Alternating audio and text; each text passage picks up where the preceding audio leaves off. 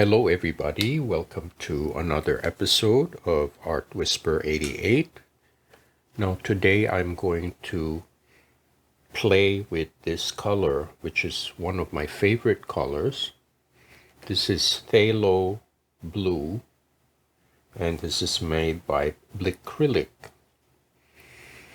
And I looked up the definition of phthalo blue because I've used it for so many years and I never bothered to find out what it means. Now I'm going to quote from the Wikipedia, and phthalo blue is copper phthalocyanine. I hope I am pronouncing that properly. It's hard to spell, but also called phthalocyanine blue. Phthalo blue and many other names is a bright, crystalline, synthetic blue pigment from the group of dyes based on phthalocyanines. Its brilliant blue is frequently used in paints and dyes, and it is highly valued for its superior properties such as light fastness, tinting strength, covering power, and resistance to the effects of alkalis and acids. It has the appearance of a blue powder, and it is insoluble in most solvents, including water. So a little piece of trivia, phthalo blue is used to tint so many kinds of things. One of the interesting things is it's used to tint toothpaste, and I guess it must be relatively harmless and stable if it's used for something as intimately used as toothpaste. That is my short description of phthalo blue. So I am going to make use of my shapes that I had drawn out in the previous video, and these are organic shapes. These are based on a card game. This is a clover leaf, and strangely enough they are called clubs. I will explain to you visually why the clover leaf, instead of being called a clover leaf, is called clubs in card games. So this is one of them. Now I drew a very rough organic form. You could call it a blob, a flower maybe.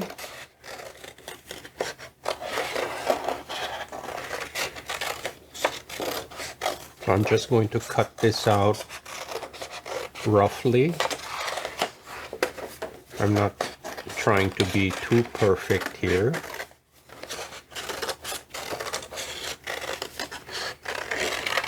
Because my goal is to create a feeling of spontaneity as opposed to something that is very rigid and formal. Okay, so I have the negative image, and I have the positive image. I'm going to cut this out.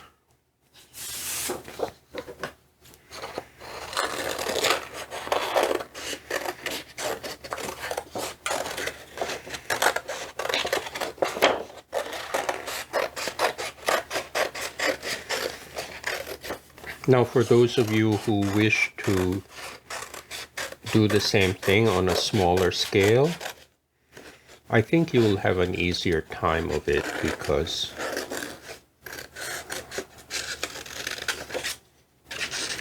you'll have more control if you work on a smaller scale. So here's the negative shape. Here's a positive shape. And here is another shape that I drew. You could call it a flower shape, amoeba shape. You can call it whatever you want, but it is an organic shape. There are no straight lines here, just a series of curves.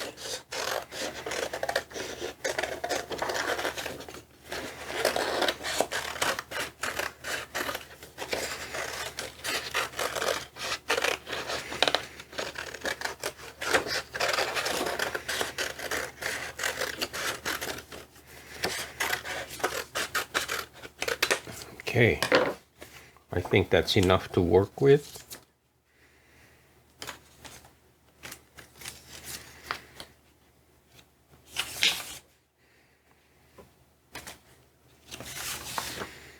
All right, so I'm going to arrange these on my large Gelli plate. Now this is 16 inches by 20 inches. This is one of the larger Gelli plates. And I find it ideal shape because it's good to demonstrate certain things when it's a large scale. But you can do this on a smaller scale, like I mentioned before. You can do 8 by 10, 11 by 14, or even as small as, I think it comes in a 6-inch by 6-inch size. So I'm going to go ahead and position my shapes.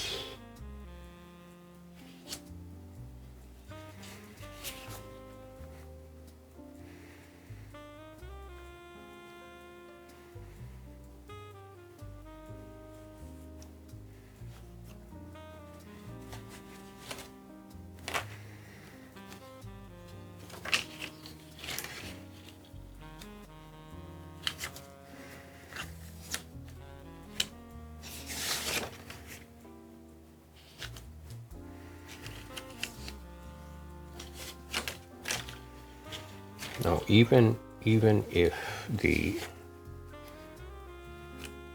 shapes are very organic, my composition is still very formal. In other words, it still follows a grid pattern, much like a quilt, where you have north, south, east, and west.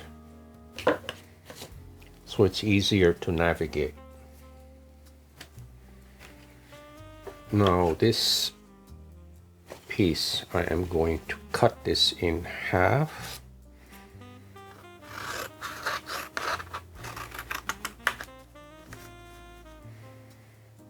And then another half.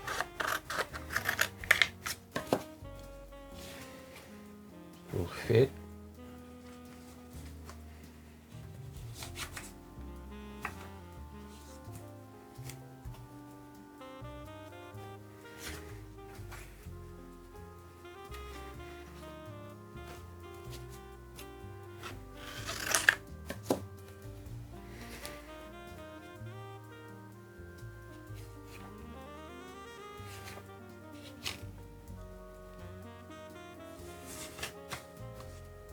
I changed my mind.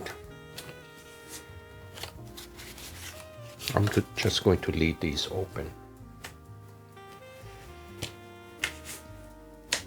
Okay, so I'm going to start with phthalo blue.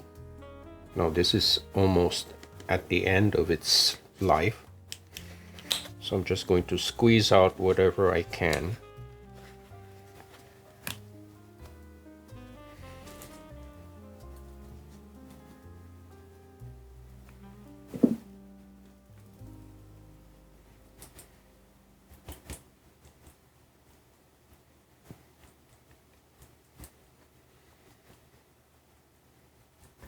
And I will use a brush to spread this out.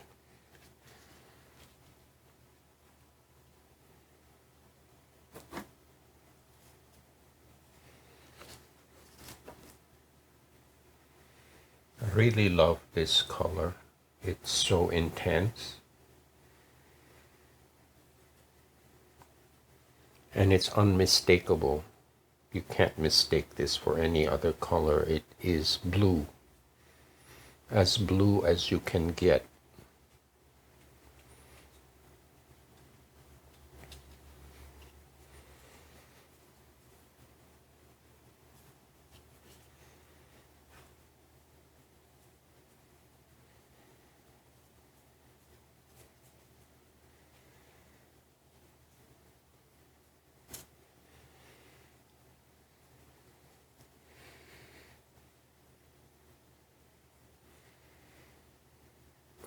I just realized in my haste to get ready that I didn't turn on my other lights, so it might be a little darker than usual.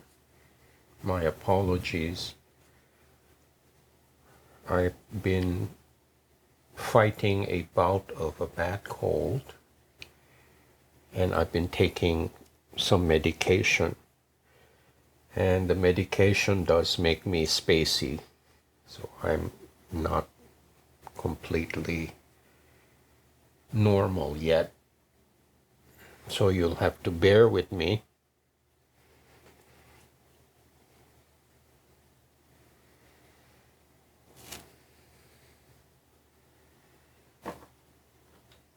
Okay. Let me just scoot over and turn some more lights on. That's much better.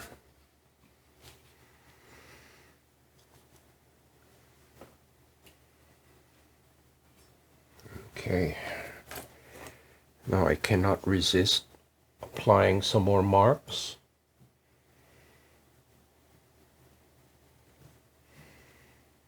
With my magic wand, which is a stem of an aloe vera plant. This is a dry flower stalk. And I find that it makes very interesting marks.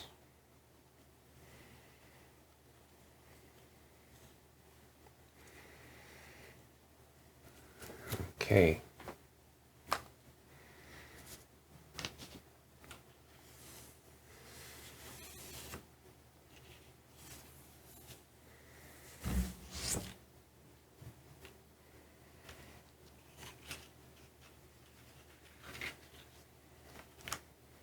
Now, since my table is small, there's not too much room to place the stencils.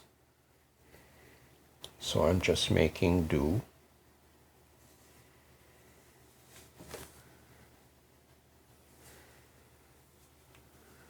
There we go.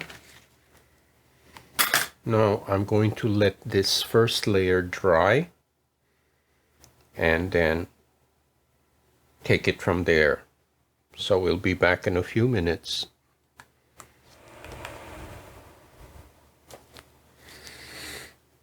Okay, this is, I'd say 80% dry. Now this is some of the phthalo blue, and I'm mixing it with titanium white. And one of the nice things about phthalo blue is it has a very powerful tinting strength. As you can see that even just a small amount of phthalo blue changes this titanium white.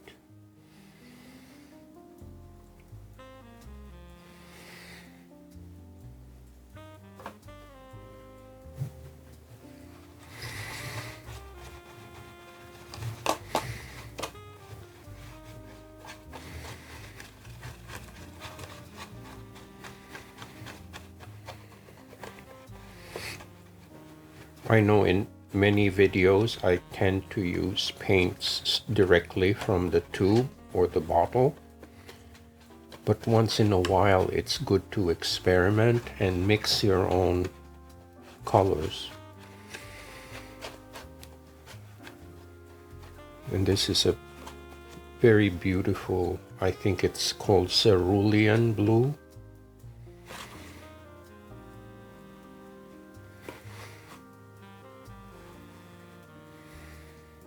See that?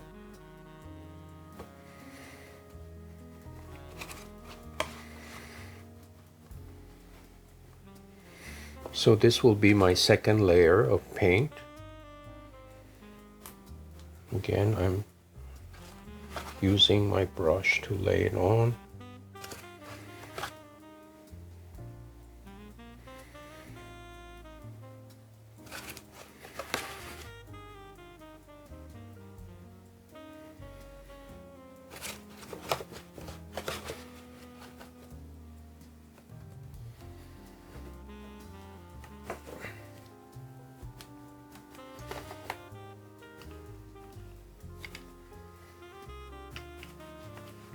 And this time I will very carefully use my brayer.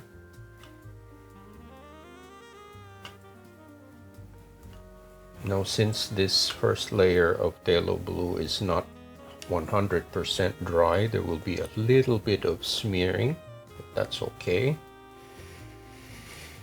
I think it makes the print more interesting when you have some imperfections. And that's what makes monoprinting very unique. It creates very unique marks. Now, I have experience with silkscreen for very many years, and silkscreen or serigraphy is very different because it's very precise, and the images that you create can be very, very exact. Not so much in monoprinting. There's more of the element of chance.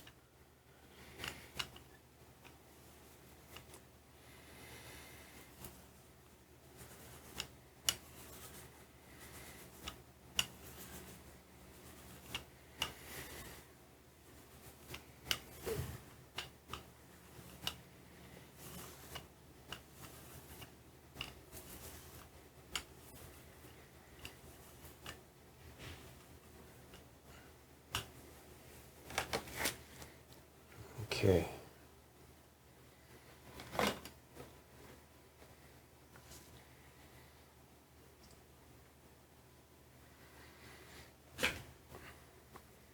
I'm going to use my usual Richardson paper.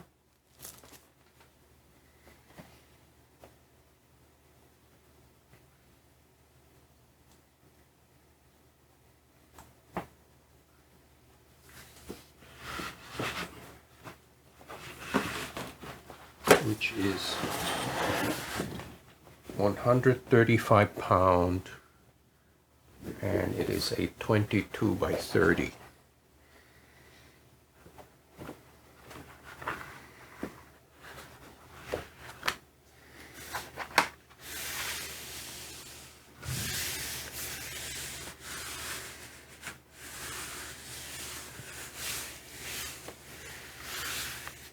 Okay.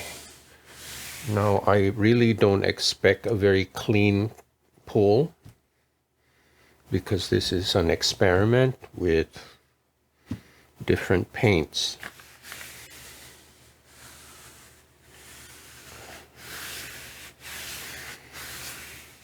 But that's the fun of printmaking. You're taking a chance.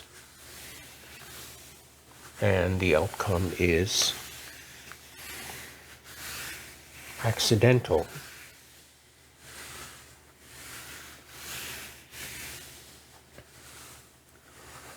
I think there's a relationship between printmaking and gambling, because you are taking a chance, but at the same time you're hoping for the best outcome. Okay. Now, while this is drying, I have an interesting thing to show you.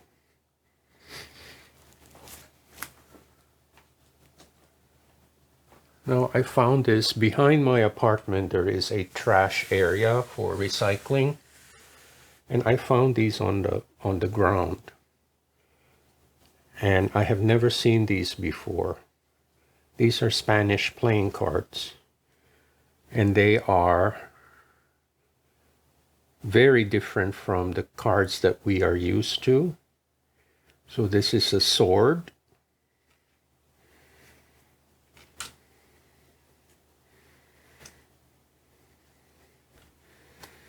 Now this is an incomplete set because it was thrown out, but I was attracted to the designs because they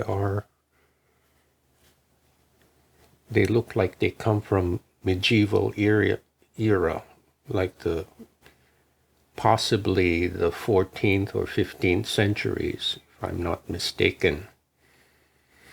So that's the sword. Now this image here really is a wooden club. And I think that answers my question, like why are the suit of cards called clubs even if they are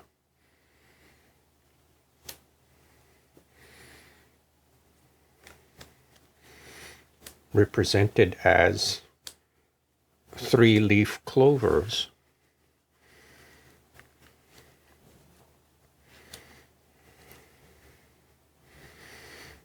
You see the king here holding a club.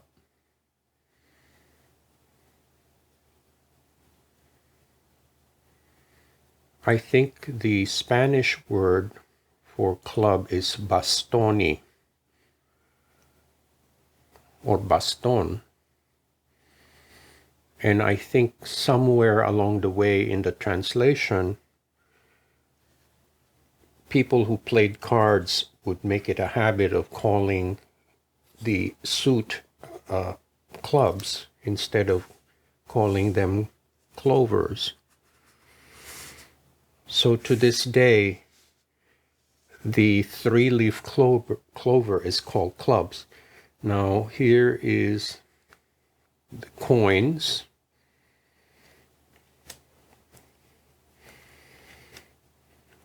Here it's called naipes finos en todos estilos from Mexico, Distrito Federal. So these are Spanish cards played in Mexico.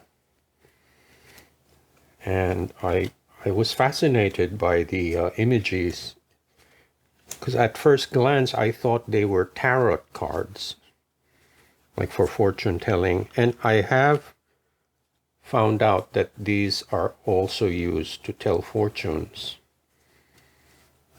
And the last suit is cups. It looks like a very elaborate chalice.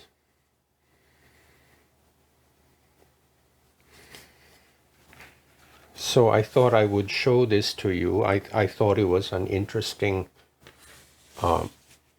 explanation, a visual explanation of why the cloverleaf design is called clubs.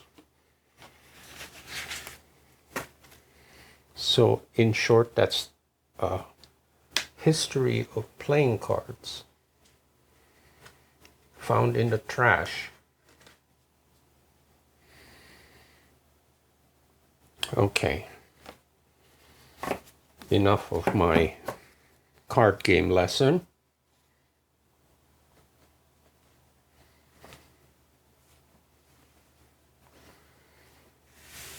I think it has been 5 minutes since I laid down this paper. So let's see how we made out.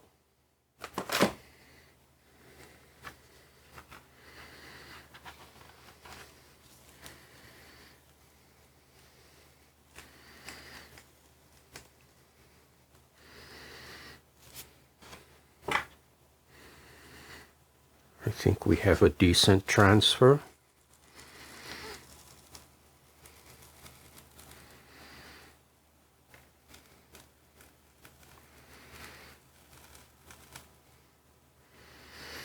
I love the texture of the second layer. It looks like linen.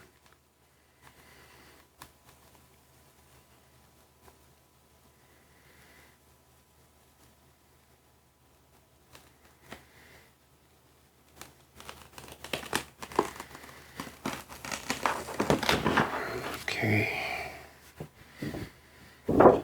Very cool.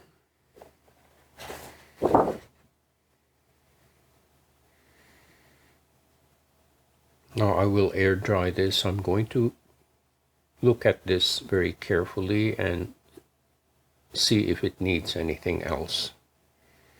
So I'll be right back. Okay, I'm back.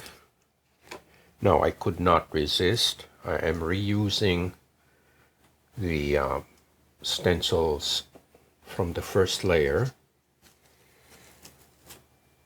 I'm using the other side.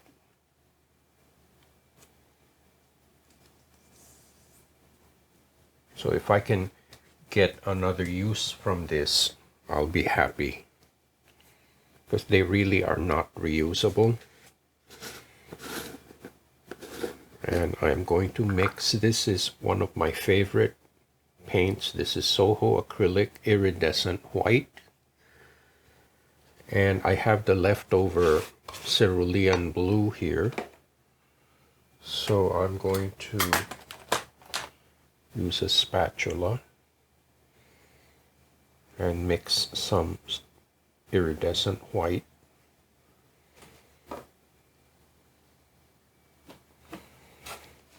And see what I get.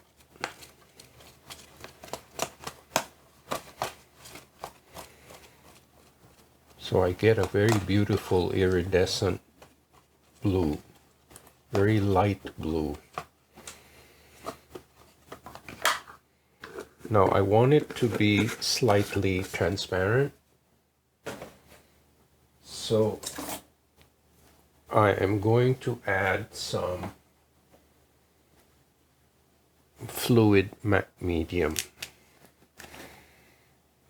just maybe like half a teaspoon.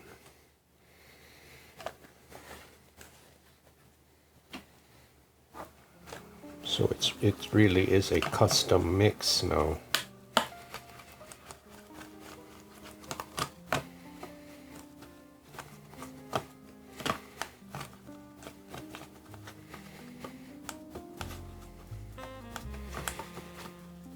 So I'm going to spread this on.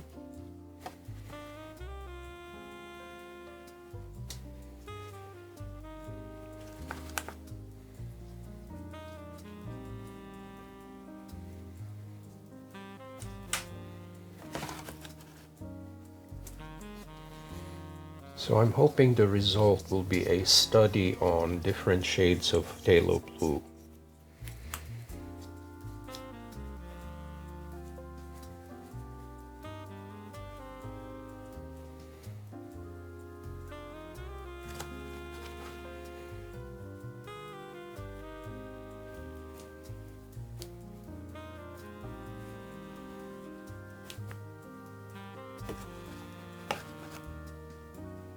I'm trying to use every little drop.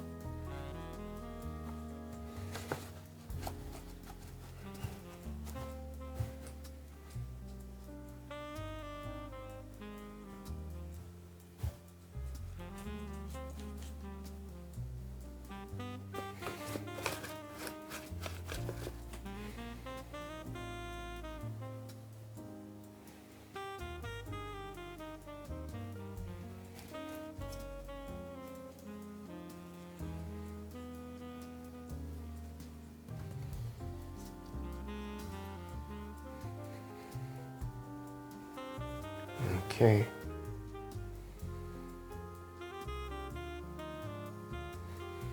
Trying to flatten out the high spots.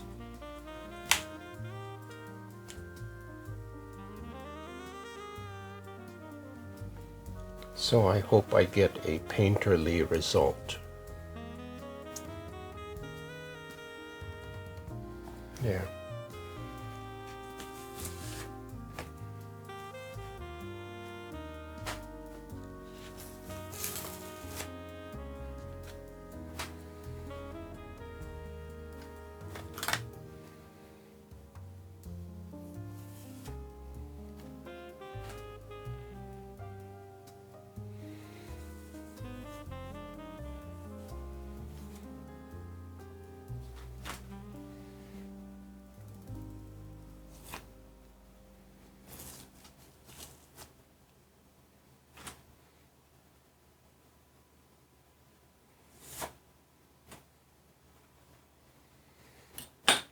Just do a little cleanup here.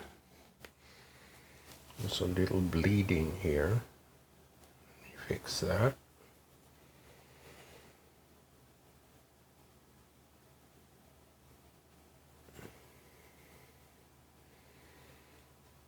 Okay.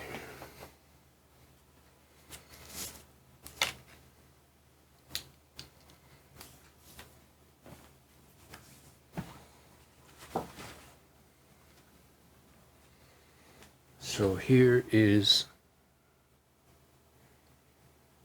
the original print.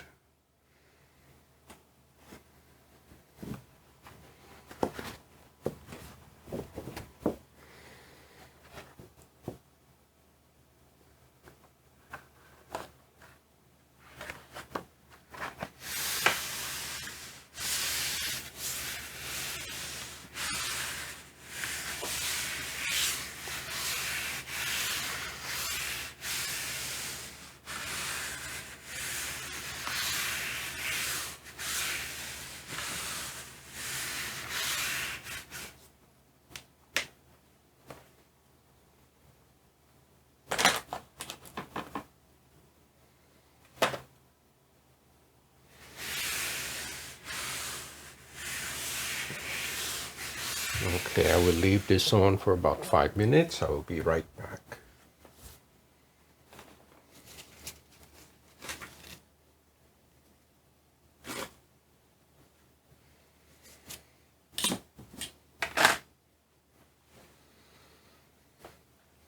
Okay, let's see how we made out here.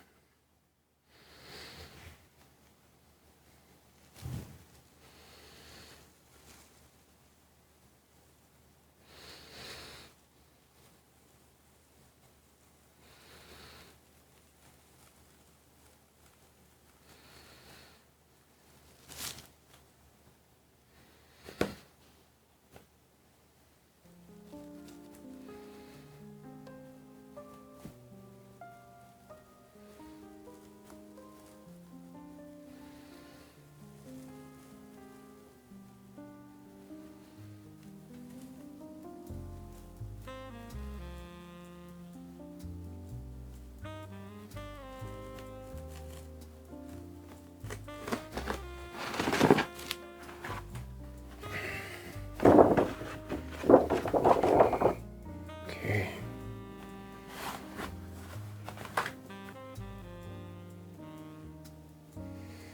Now there's not as much contrast as I had hoped, but that's all right. I'm going to let this air dry and see what else I can do.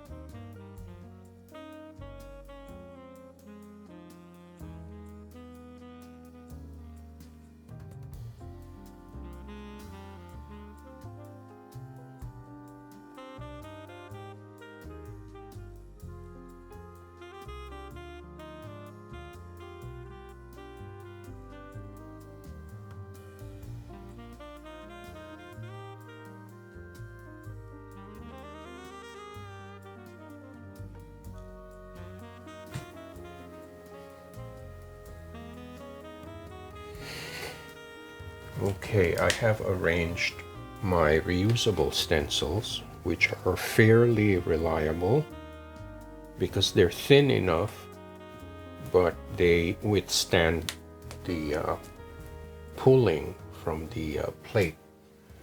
Now, I was going to use this but I changed my mind again. I wanted some more contrast, and being perpetually dissatisfied, I decided I'm going to use something else. I'm going to use Naples yellow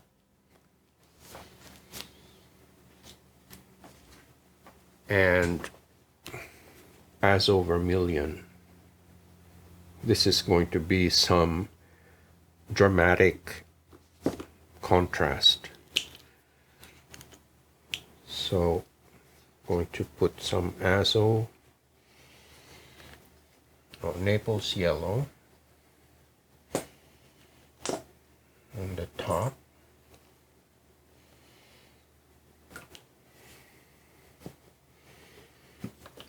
And some azo vermilion on the bottom.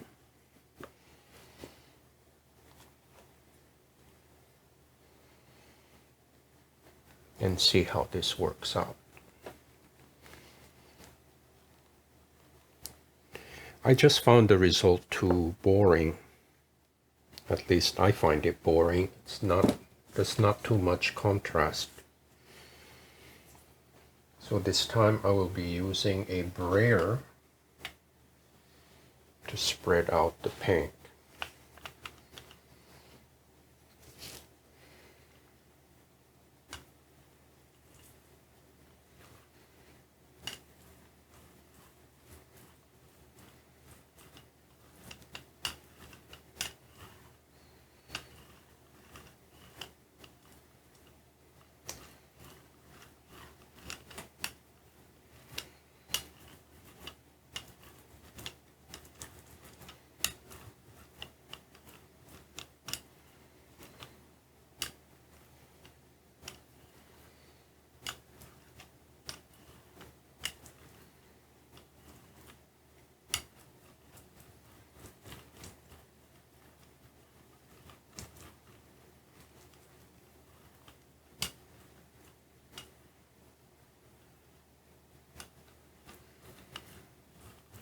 Now hopefully this last layer will be opaque, so it's going to contrast with the blues that are underneath.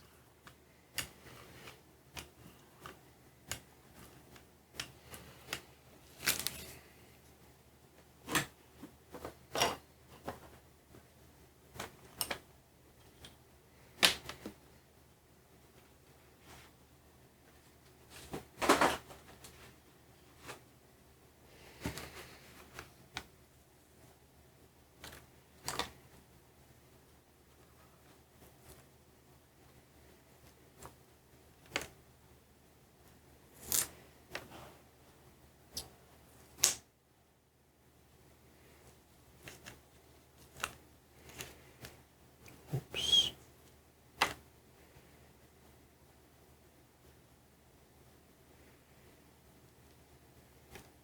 It's a little slippery.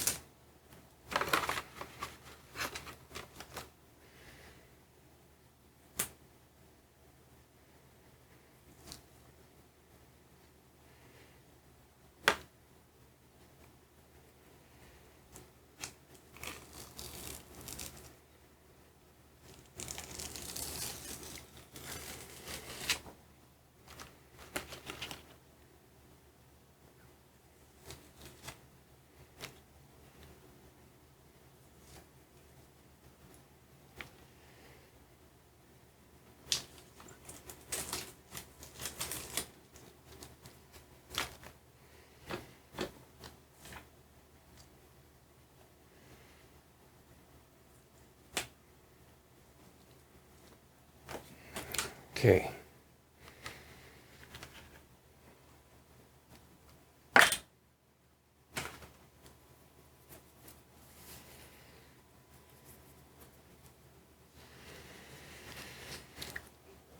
Keeping my fingers crossed.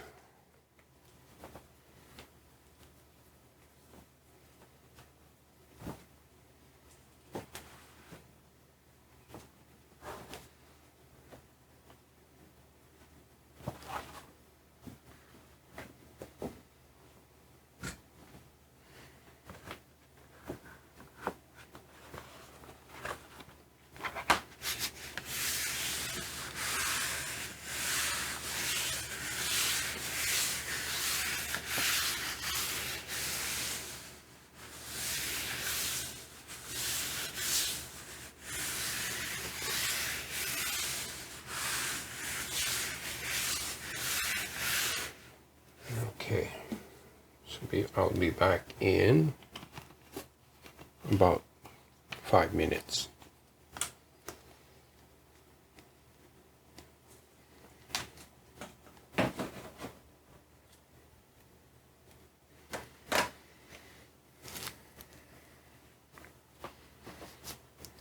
Okay, I hope that's enough time for the paint to get absorbed.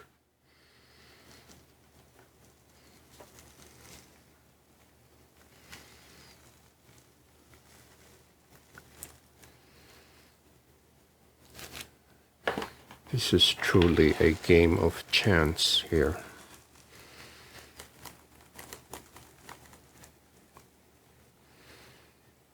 There's some tearing.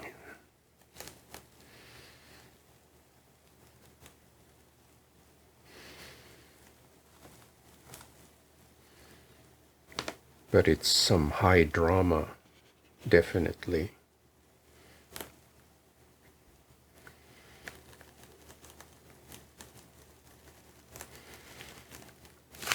I even forgot a stencil.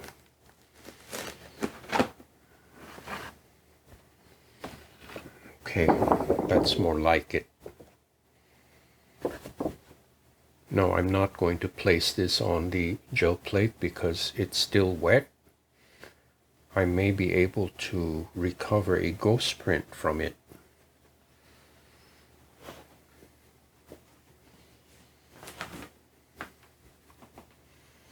Let me just take out this.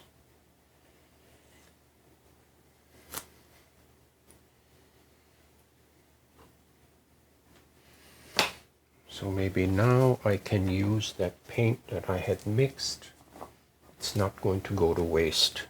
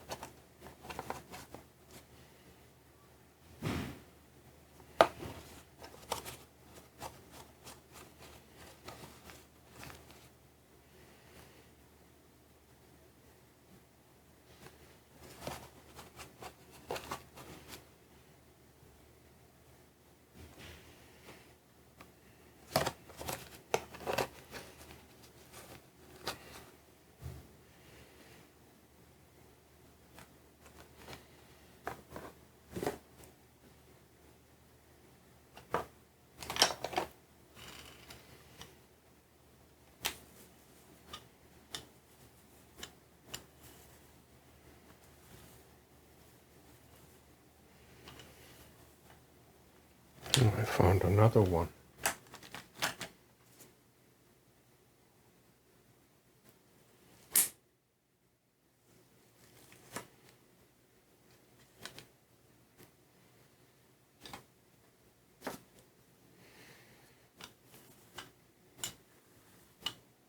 Now, I've been told by many viewers to photograph before I place the paper on, but I'm just too stubborn.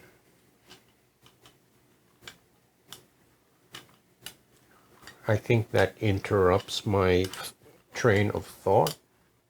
That's why I kind of hesitate to do that.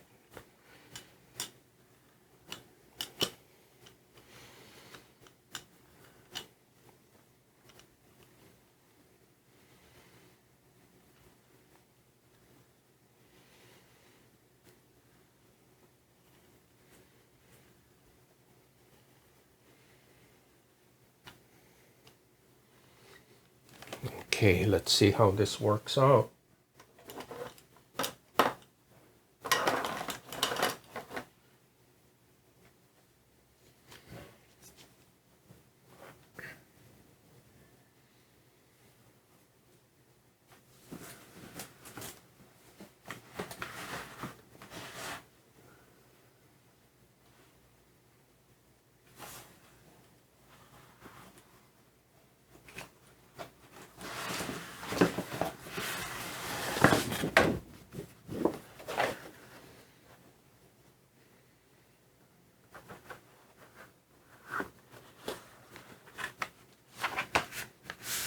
since I'm trying to pick up the ghost print, I will leave this on a little longer.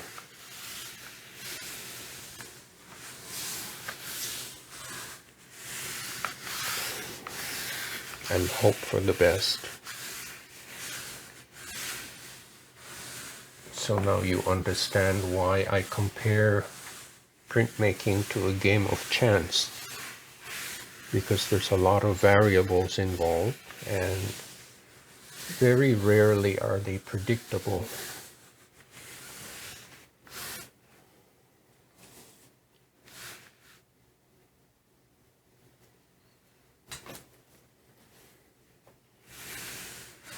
Okay, this is exciting.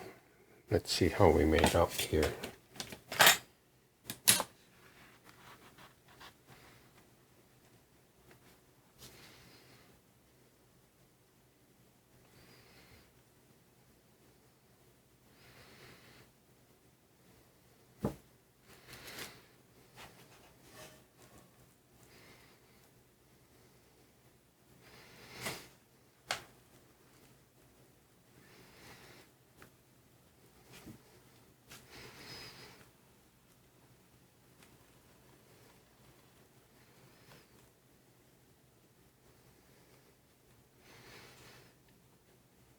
So far, so good.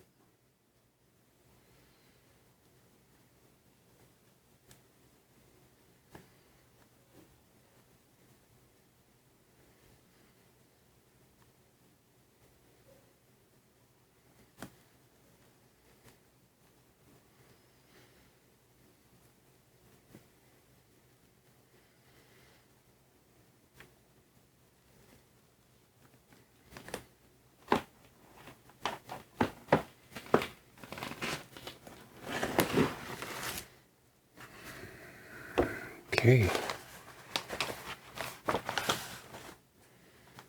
This is a classic ghost print. It is a ghostly image. Some parts are faded and indistinct.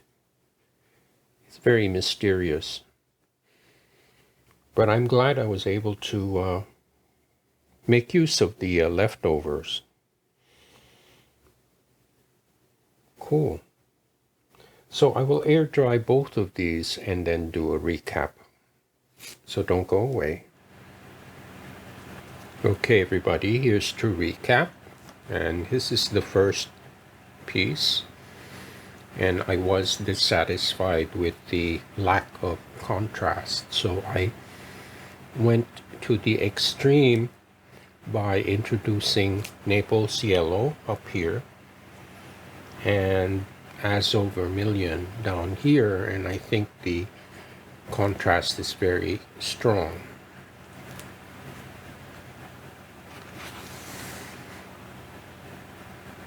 And since this is Soho paint, which is a heavy-bodied paint, you can see it has some 3D effects, much like oil paint.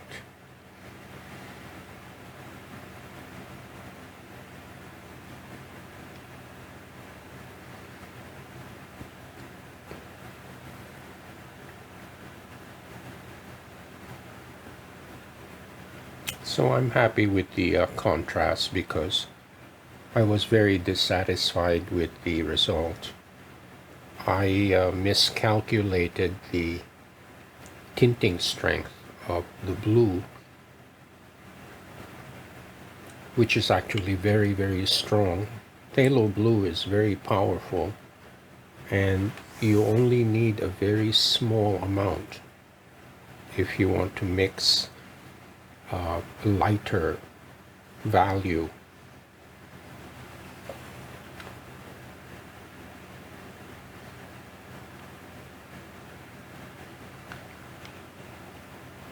In fact, just to show you how strong it is, these are the leftover stencils. So this is the original phthalo blue, straight out of the bottle. And then this is mixed with a little titanium white. You can see. Now this is more like a cerulean blue. And this is mixed with some iridescent white.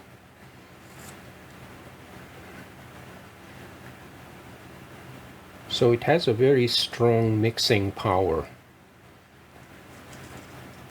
So you don't need a whole lot to mix a whole bunch of different shades of blue with phthalo blue. So this is the first piece. Here's the ghost print.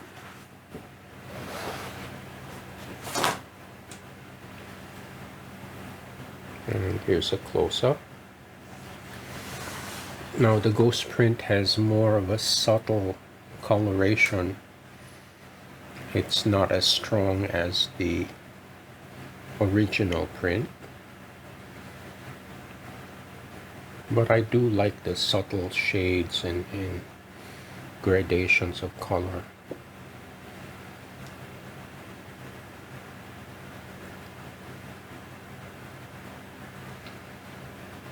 So it's really a more complex mix of colors.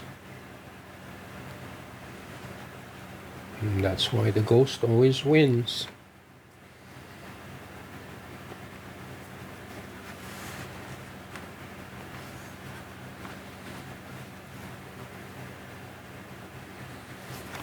So I hope you like this video. Please give me a thumbs up, share with your friends, give me a like, and please do visit artwhisperer88.com, which is my storefront, and any sales and donations will really help to keep this channel going. So thank you once more, and I hope to see you next time.